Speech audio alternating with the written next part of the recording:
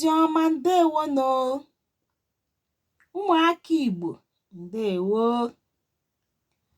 Abụ m Oriakụ Antonia Ndidi Chinedu, Nwada bụ Igobe.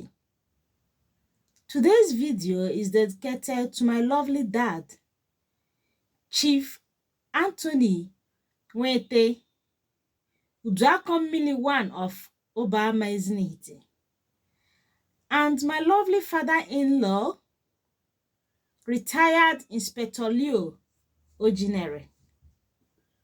Na-akara nọ m nka o. Isiokwu anyị bụ asụsụ na omenala nne na nna anyị agaghị efu.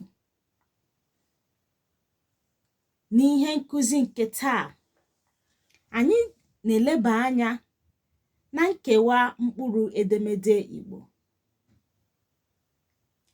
Anyị chetara na mkpụrụ edemede Igbo dị 36.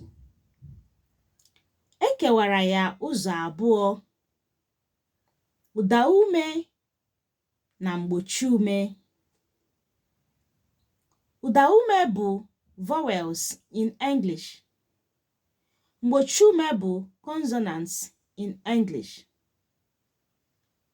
Ekewara ụdaume ụzọ abụọ: ụdarụ na ụdamfe.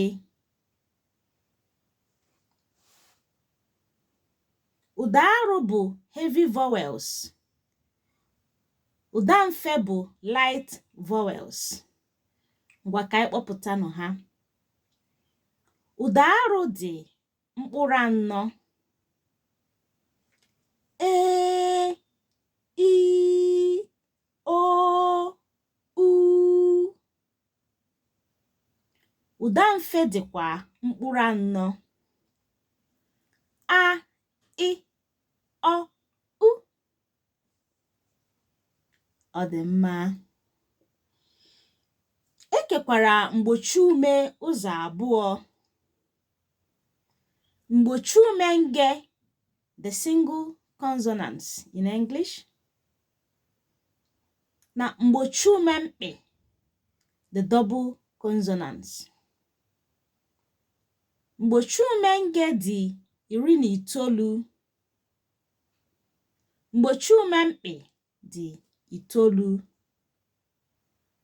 Ka anyị kpọpụtanụ ha. Mgbochiume nge: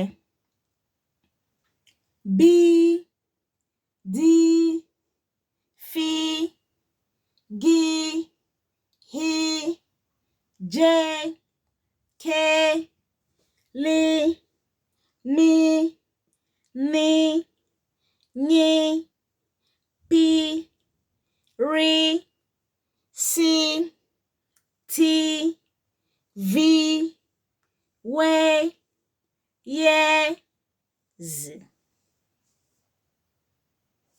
Ka anyị kpọpụta mkpụrụ mkpị: chi,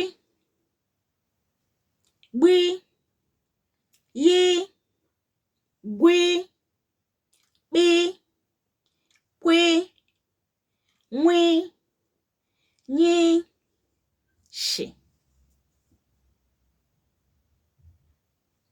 Anyị nwere ihe omume nke taa.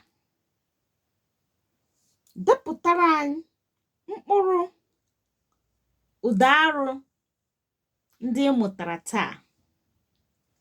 Ndeewonu. Onye ọma na-ejeri nke eluigwele.